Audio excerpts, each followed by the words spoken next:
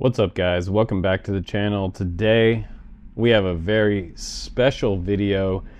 It has been a wild year. It's finally December and we have gone through so many different drones this year and so many different CINEWHOOPs, all the way down from around 55 gram DJI O3 drones, which was pretty much my dream whoop, going all the way up to the 7-inch category, and 3.5-inch CINEWHOOPs have been super popular this year. We've seen releases from everybody from Emax to Beta FPV, HGLRC, Geprc, and we also saw the Icon from Rush FPV, and we've seen CINEWHOOPs from Axis Flying. But there can only be really one CINEWHOOP out there that takes CINEWHOOP of the year for 2023. And you know, I have to tell you, this was my most coveted CINEWHOOP out there.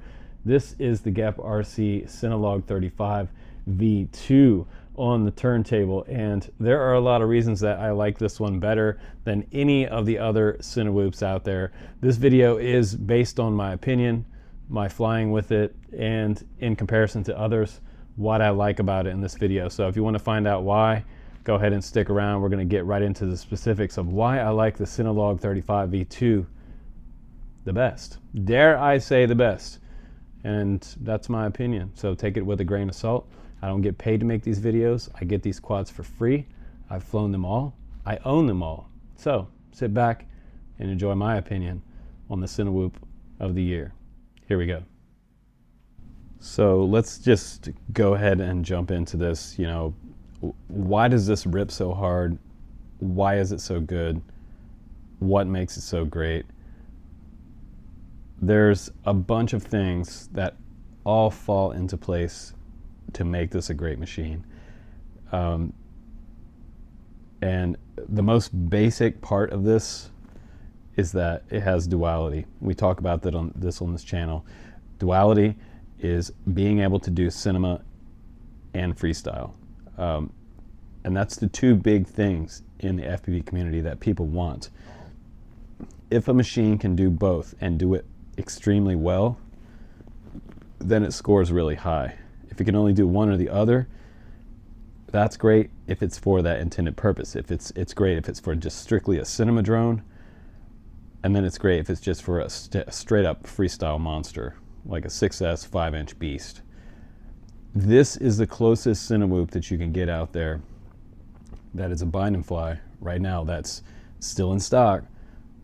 Outside Catalyst Machine Works, they have been making some stuff, but they are moving to a new territory.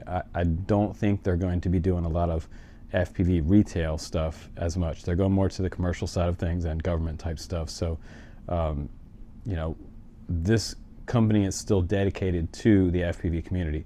Geprc has been here for us since 2013-14, as well as a few other companies that are still sticking around. But this drone has been right next to my desk all year long since I got it.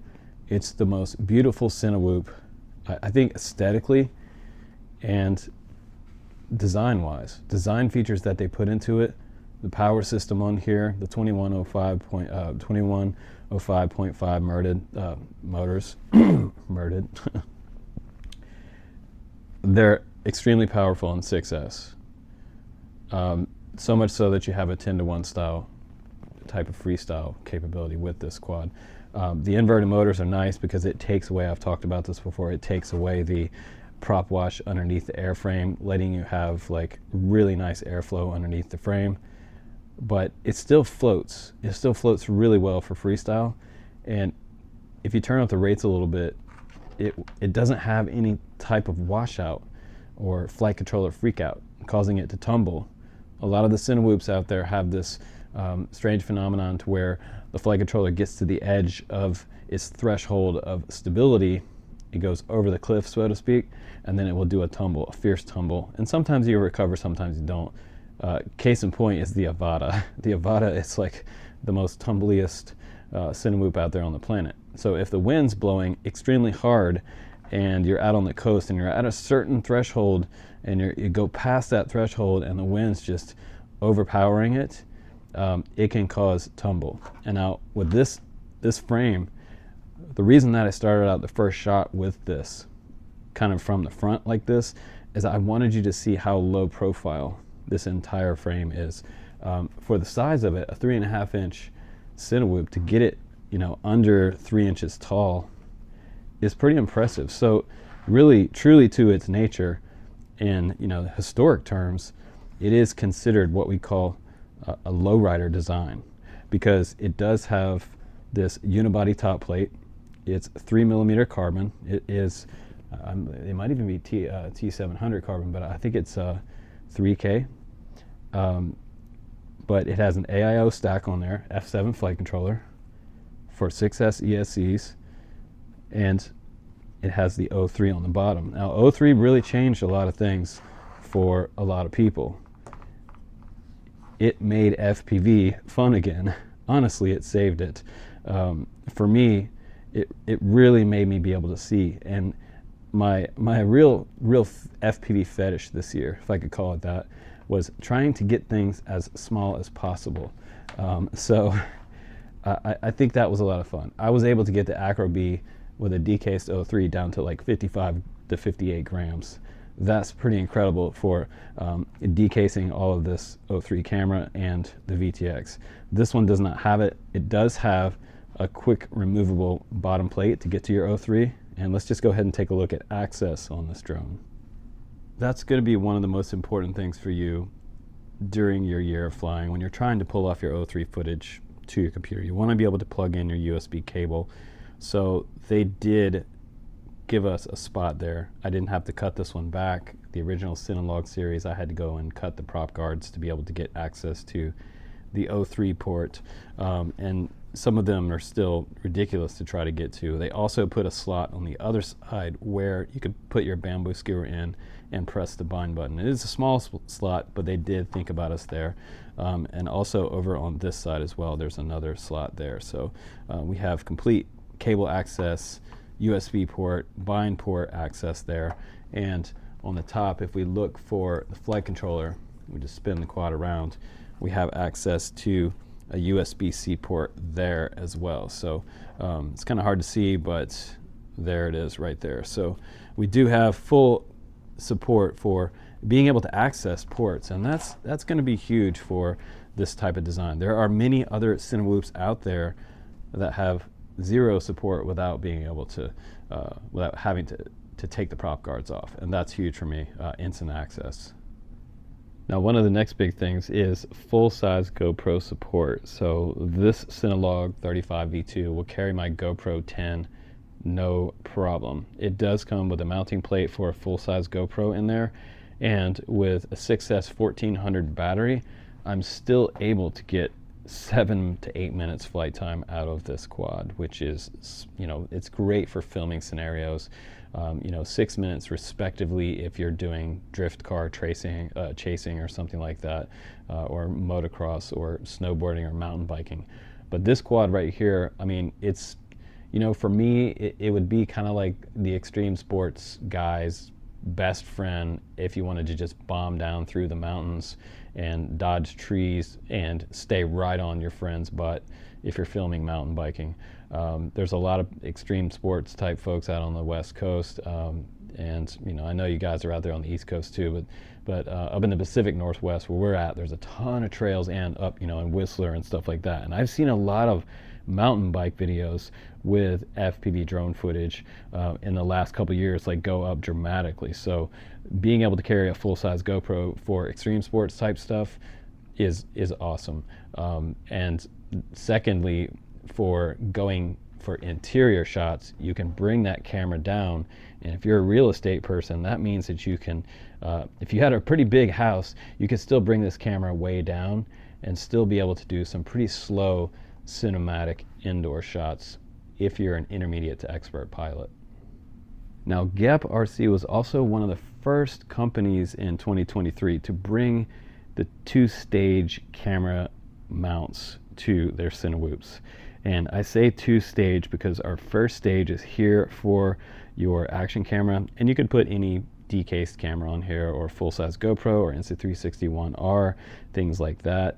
But we also have a secondary stage below that supporting the O3 camera as well. So this is where Geprc started to really win my heart, as far as not having to carry a GoPro and having super butter smooth stabilized 4K Rocksteady 2.0 footage with the addition of these mini groms. The mini groms I talked about before, and they've since used them in combination with their TPU side mounts. So this is almost, at this point, a floating camera. It has dampening up, down, left, and right, which makes your footage way superior to others that have kind of a hard mount situation. Now, if you're wondering what the weight is on this quad, even though it looks beastie, it is way lighter than any of the Catalyst Machine Works drones that I mentioned earlier. And you know, I loved my Catalyst Machine Works CINEWHOOP that I had, but it was on the heavier side. Design wise, it was impeccable, but it was a beast and it was much heavier. This one is 304.8 grams. It is respectively light considering how much carbon they used on the top plate right here. Also, with my biggest 6S battery on here, without the weight of a GoPro, we're looking at 531.7 grams. And by the time you add a GoPro, you're just gonna get some like 5-inch weight going here, 5-inch freestyle quad weight, so 684.9 grams total takeoff weight for the full package. But again, great performance.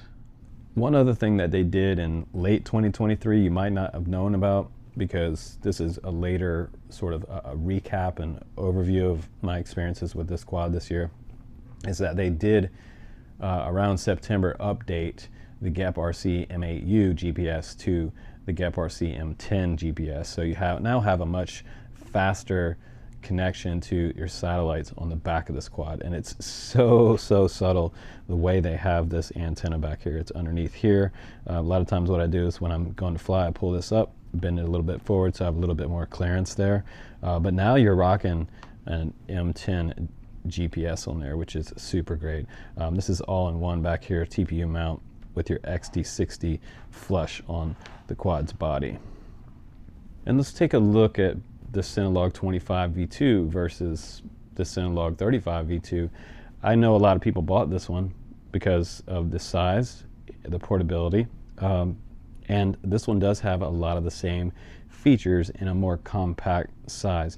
It does not have the same type of power or freestyle or speed. So if you're looking for more speed and a whole lot more power, say you're going to film action sports or something like that, this would be my hands down choice over top of the Cinelog20 V2.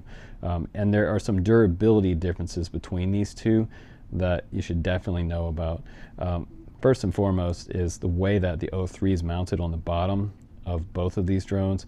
This one has a more kind of almost like combat ready type of O3 scenario, but you still have access to all the ports on the bottom. So you have full carbon fiber coverage here, and you have your injection molded prop guard surrounding it on each side. So you have total coverage right there for the Cinelog35 V2.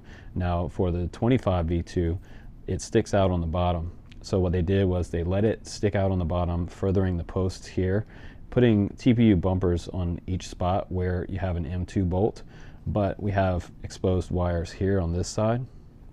Those wires do stick out a little bit. So as far as crash purposes go, you do have chances to have this ripped off right here if you're going through the scraggle or through the trees. And you also have exposure of the O3 on this side, and this cable right here is going to the camera.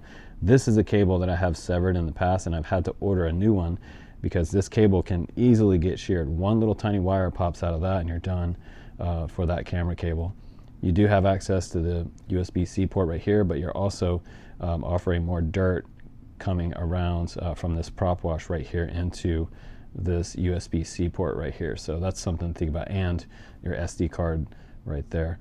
The other thing that was a little bit kind of difficult for me with this one was the access to the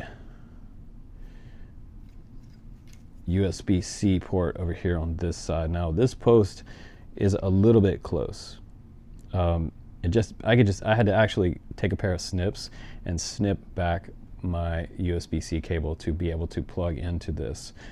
So at the worst case scenario, you might have to remove this post, and that does happen with certain CINEWHOOPs, but also something you should be aware of. You can just barely make it by that post, and some cables are going to be a little bit too wide for making a connection to your flight controller.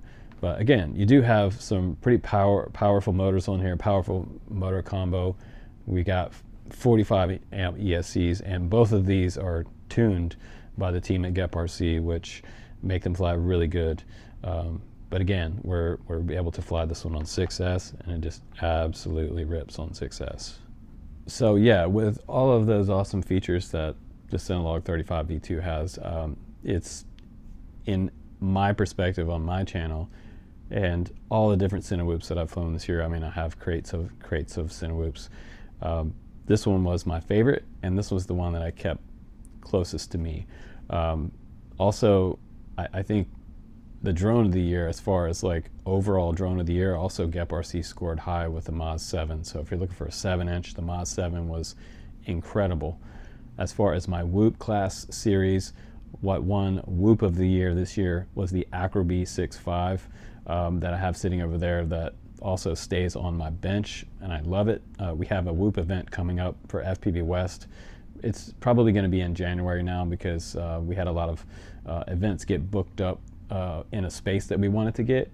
So we're probably going to have to, just for everybody's travel plans and everything else, have to push FPV West out to next month for a January meetup. But that'll be a lot of fun if you come out with your tiny Whoop. It is Whoop season. We still got months and months to go in Whoop season. But this is my favorite CINEWHOOP for the year, and this one takes CINEWHOOP of the Year award from my channel. This is my favorite. I don't give a crap what anybody else says, and you know, they want to have their own channel and have their own opinion. By all means, but you can't have an opinion on this one unless you own it, and you own the rest of them. You know, and be like, oh, that's not the best. Well, it's the best for me, because this is the best from what I've flown. And that opinion counts because it is an educated opinion. So yeah, take it with a grain of salt. That's what I like, and that's what I think is the best for this year as far as the CINEWHOOP category goes. It's awesome. It rips, and it'll slow down enough to do cinema. So definitely a big win for Geprc this year in the bind and fly category. Now we do have also a 5-inch coming out, a 5-inch quad of the year coming out for the end of the year 2023, which will be coming up on the channel. So make sure you subscribe to find out how my testing went with my favorite 5-inch, and I think you may be surprised. But stay tuned and check this one out in links down below if you want to grab a CINEWHOOP that actually will work for film production and any type of extreme sports type of situation. Something that you can repair and be way more durable than something like, you know, anything that DJI makes. The Cinelog35 V2 is legit. Guys, take care, and I will see you on the next one.